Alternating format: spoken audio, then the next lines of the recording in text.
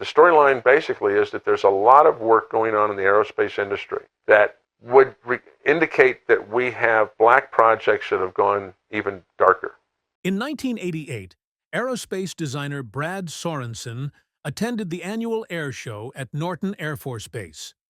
The event was meant for aerospace companies and military contractors to present new technology to high-ranking military and government officials. Brad's goal was simple. He wanted to make connections and possibly line up new clients. At some point during the event, he lost track of his group and ended up tagging along with another one. That group entered a large hangar where a 3-star general was giving a presentation. At first, nothing felt out of place.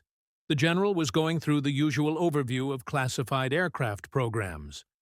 Brad assumed he was supposed to be there. He wasn't. The general gave a signal, and someone pulled back a massive curtain. Behind it were 3 aircraft no one expected to see. What happened? He says, well, this thing, was flat on the bottom, sloping sides, a little ledge around there, and then a dome on the top with these little glass things on top. Looked like there was a camera under each one.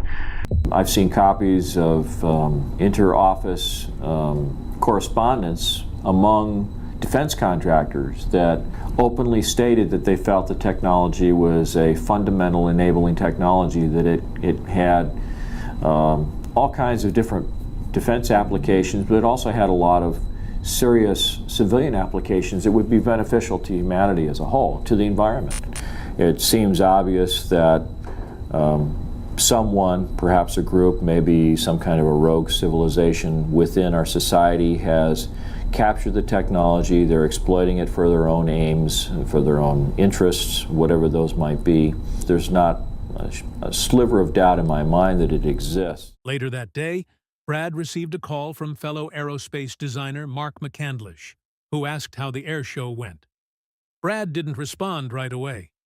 After a long pause, Mark asked what was wrong. Brad sounded shaken and low. He said, "I think I saw something I wasn't meant to see." That confused Mark. Both of them had top-secret clearance. They had worked with companies like General Dynamics, Lockheed Martin, Northrop, McDonnell Douglas, Boeing, and Rockwell International.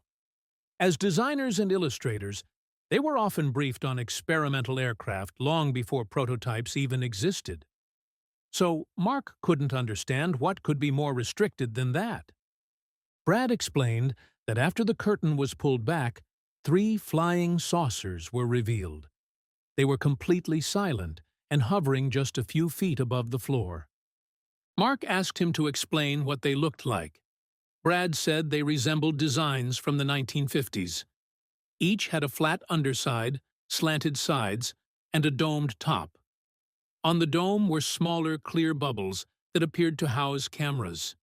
The smallest saucer measured about 24 feet across. The medium one was roughly 60 feet wide. The largest was around 120 feet in diameter.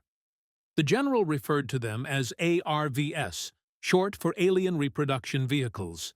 Internally, they were nicknamed flux liners. In electromagnetism, electric flux measures how an electric field passes through a surface, which seemed like a clue. Beside the smallest saucer, a television screen played footage from test flights. The video showed one of the ARVS hovering silently above a dry lake bed in a desert location. Then it began moving in short, bouncing motions. After that, it suddenly stopped and shot straight upward at extreme speed. Everyone watching was stunned. No one had ever seen an aircraft move like that. Mark asked whether the presentation explained how the craft worked. Brad said what surprised him most was how straightforward the mechanics were. Mark stopped him and said, "Hold on. You actually saw the inside?" Brad explained that next to the craft was a large easel displaying diagrams of the internal systems. On top of that, parts of the smallest saucer's side panels had been removed so people could view the interior directly. Brad saw the propulsion system, life support equipment, and the crew section, which included jump seats and control mechanisms. Mark was stunned. As a designer and illustrator, he asked Brad if he could remember enough details to recreate it visually. Mark wanted to draw it. Brad said he could remember everything, but he refused to talk about it over the phone. The next day, Brad Sorensen and Mark McCandlish met for lunch to discuss what Brad had seen. Mark brought sketching materials and began trying to draw the ARV based on Brad's memory. Both men worked in aerospace and were trained to notice fine details. One of the first things Brad mentioned was that the craft looked used. The paint had chips, there were smears and fingerprints, and the surfaces showed wear. That suggested the technology had been around for a long time. Brad then described the interior layout in detail. The dome on top was actually a half-sphere. Inside it were jump seats for the crew. The flat bottom of the saucer contained a thick capacitor array, more than a foot deep. Above that array were oxygen tanks used for breathing and maintaining cabin pressure. Then Brad shared two major points revealed by the three-star general during the presentation. First, the saucer could travel faster than light. And second, it ran on zero-point energy. Zero-point energy is a complex topic, but the basic idea is this. It represents the lowest energy level possible in a quantum system. In classical physics, empty space is truly empty. But quantum physics says space is never completely empty. Fields are always moving, and particles constantly appear and disappear. Those movements require energy, and that energy exists everywhere, even in empty space. For example, liquid helium remains liquid at absolute zero in a vacuum. Atoms must move for a substance to stay liquid, and zero-point energy keeps those atoms in motion. So how much energy is actually there? Physicists John Wheeler and Richard Feynman calculated that the zero-point energy contained in a volume of space the size of a coffee cup would be enough to boil away all the oceans on Earth. After hearing all this, Mark McCandlish began applying his design skills. He turned Brad's rough sketch into a scaled technical blueprint of a working flying saucer. Over the next several years, he refined the drawing by speaking with other witnesses who added more details. As Mark continued talking to Brad and studying the design, he became deeply interested in the ARV project and started researching it on his own. At first, it was just one person's account.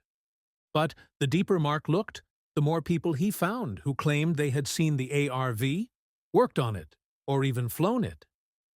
In the early 1990s, Mark met Kent Seelan at another air show. Kent was a crew chief stationed at Edwards Air Force Base. One day, while heading to repair equipment, he walked past a hangar with its doors slightly open. Inside, he saw a flying saucer hovering silently.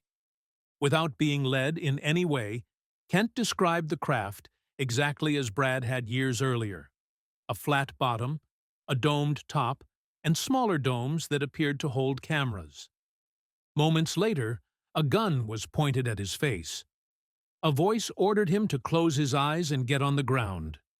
A bag was placed over his head, and he was taken to an interrogation room. He was questioned for 18 hours straight. What didn't surprise Mark was the military's reaction. What shocked him was the date. This incident happened in 1973.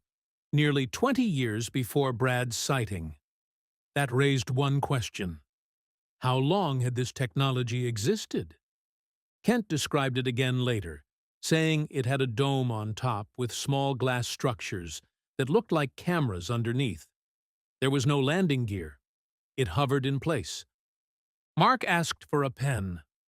The only thing he had to draw on was a Kodak lens cleaning tissue package from his camera bag. He quickly sketched the vehicle based on Brad Sorensen's description from 1988.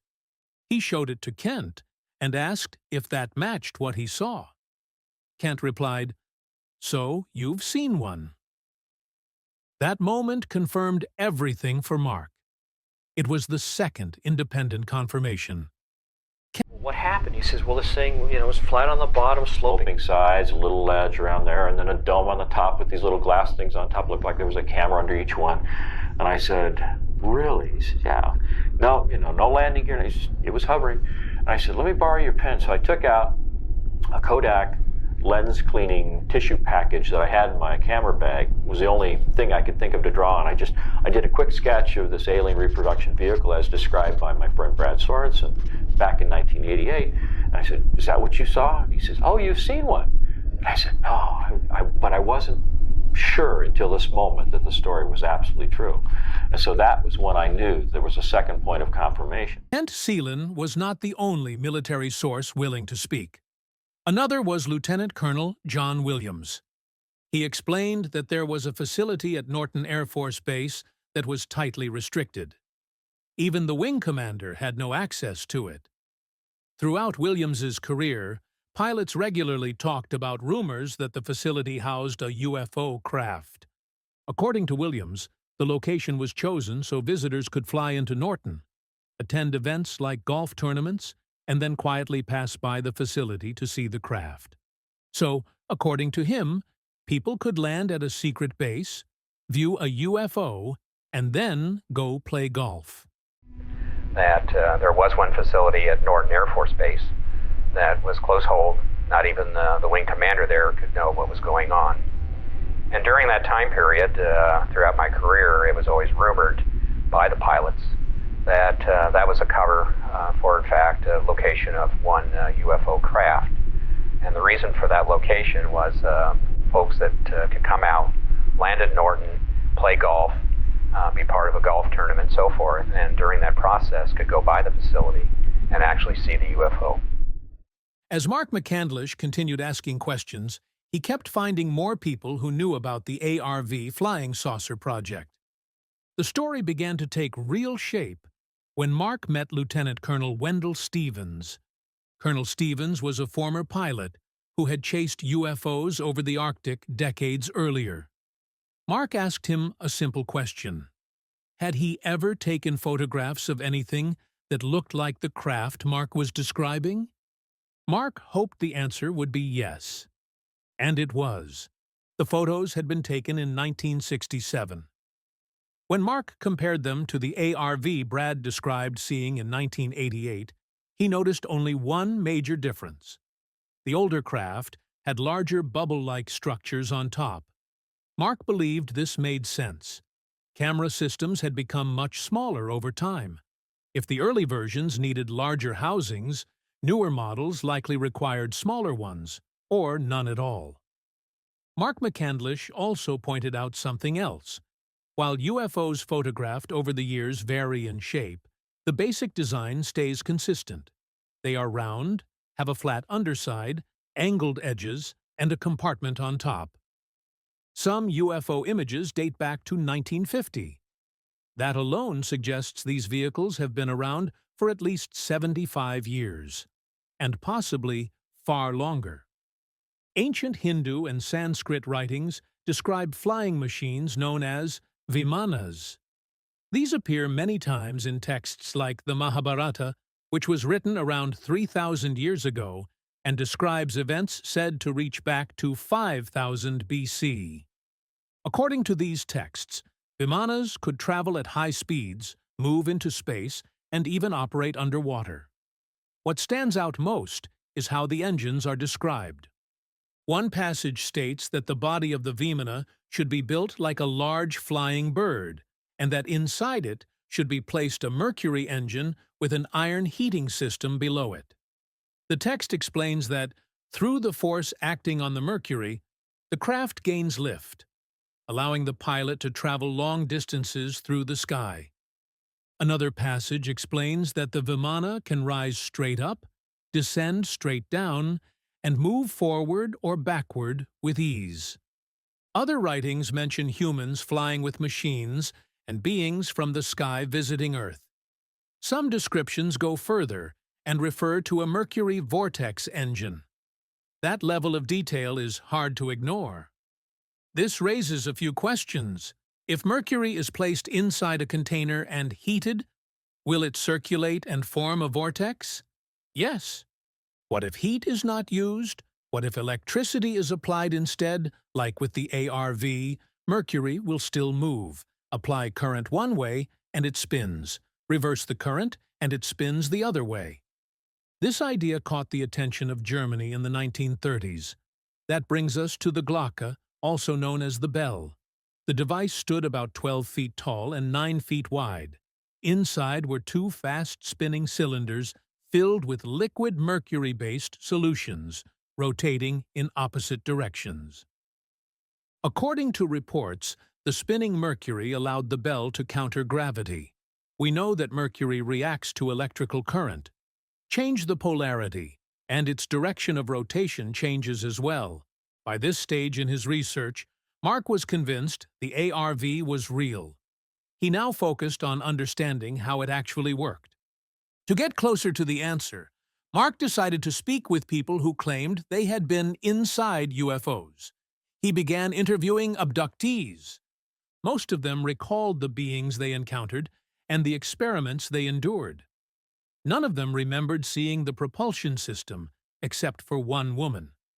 She described the craft as circular. At its center was a vertical column filled with silver liquid spinning at extreme speed. Attached to the column was a wheel or device rotating in the opposite direction. People who investigated UFO crash sites, including Roswell, reported seeing similar components in the wreckage.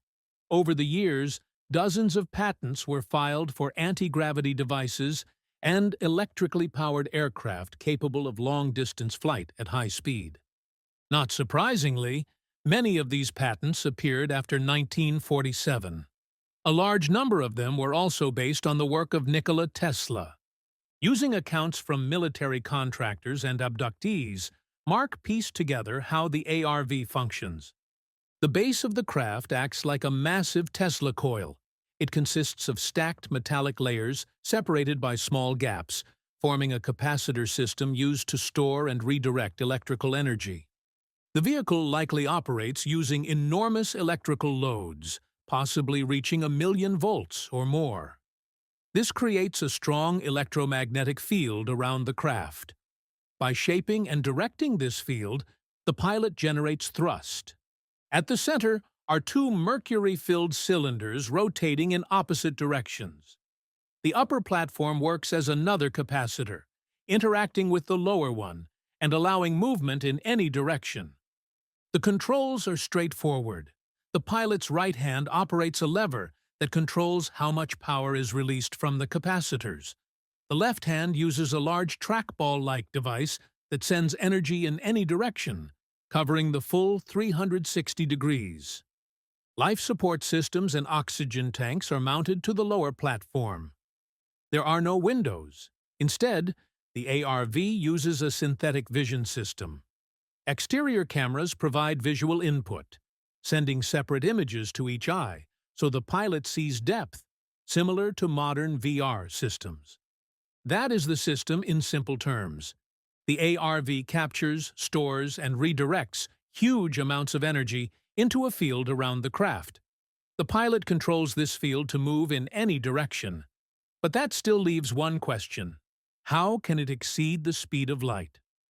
Over the past few decades, physicists have published papers exploring how this might be possible. Objects cannot normally exceed light speed because mass increases as velocity increases. As you approach light speed, mass approaches infinity. Zero-point energy exists everywhere and plays a role in gravity, inertia, and mass. A craft that draws energy from this background field could reduce its effective mass. As the ARV accelerates, it absorbs more energy and its mass decreases. This appears to contradict E equals mc squared, but mathematical models show it does not break physical laws. In September 2000, physicist Miguel Alcubierre published a paper describing a warp drive. His idea involved compressing space-time in front of a craft while expanding it behind. The vehicle itself does not move faster than light. Space does.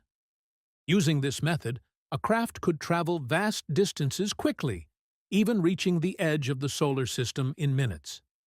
Alcubierre also showed that the vehicle inside the warp bubble would experience no added gravity, no matter how fast it accelerated or turned. This explains how UFOs make sudden movements that would normally destroy a human body. At thousands of miles per hour, a sharp turn would be fatal. G-forces would crush organs. Seat belts would not help. Inside a warp field, none of that happens. You could accelerate at extreme levels and feel nothing. Pilots have reported that UFOs produce no noise and no exhaust. They appear to generate energy from nowhere. That is because they do. So what is zero-point energy? Many definitions exist, but Nikola Tesla described it clearly. Now, what is zero-point energy? I'm going to show you many different definitions, but let me quote Nikola Tesla. Quote, "Throughout space, there is energy. Is this energy static or kinetic? If static, our hopes are in vain. If kinetic, and we know for certain it is, then it is a mere question of time when men will succeed in attaching their machinery to the very wheelwork of nature. Many generations may pass, but in time our machinery will be driven by a power obtainable at any point in the universe." And so there, ladies and gentlemen, is the basic birth of the concept of zero-point energy.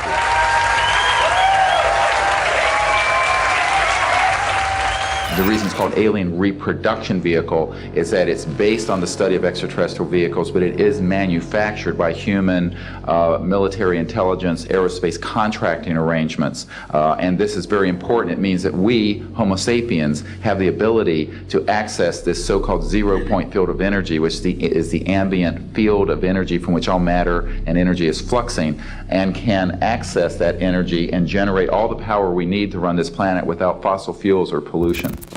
Much of this information comes from a documentary by filmmaker James Allen titled Zero Point. Despite eyewitness accounts and photographs, there is still no physical proof of the ARV. Photos of flying saucers exist, many of them fake, but some remain unexplained. Zero-point energy itself remains debated. Some physicists accept it based on math. Others reject it and still make their equations work without it. Even Mark admitted he didn't fully understand how the ARV pulled energy from its surroundings. It may interact with the magnetic field around the craft, but no one knows for sure. Mercury vortex systems and zero-point energy have been discussed since Tesla's time, possibly earlier. The mystery is why these ideas never reached public use. It appears someone did figure it out. Possibly a private group operating outside public oversight, and they are keeping it for themselves. There is strong evidence that advanced aerospace projects exist beyond what the public sees. Stefan Marinoff led the European free energy movement. In 1997, after making progress on his work, he fell from a window before completing a prototype. Dr. John Mullen, a nuclear physicist who worked for McDonnell Douglas, died of arsenic poisoning in 2004. His girlfriend was briefly suspected, then found dead herself. The case was closed without trial. Dmitry Petrinov built a plasma battery that powered his home for over a year. In 2010, he entered a bakery and vanished. Zachary Warfield developed his own plasma battery and met with Petrinov to share ideas. That same year, Warfield died in a boating accident under strange circumstances. Physicist Eugene Malov worked on cold fusion and claimed to have a working device.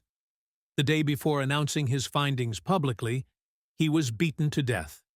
Rory Johnson created a magnetic motor producing over 500 horsepower.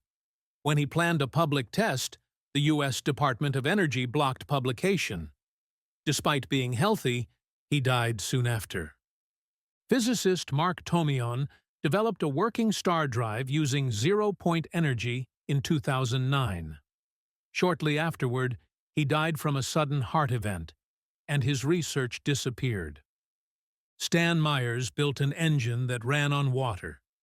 In 1997, while meeting investors over lunch, he collapsed and died. His last words were, "I was poisoned."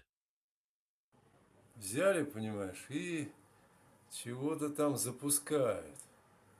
А? Чё это за хрень? In 2021, a strange sight appeared in the night sky over parts of Russia.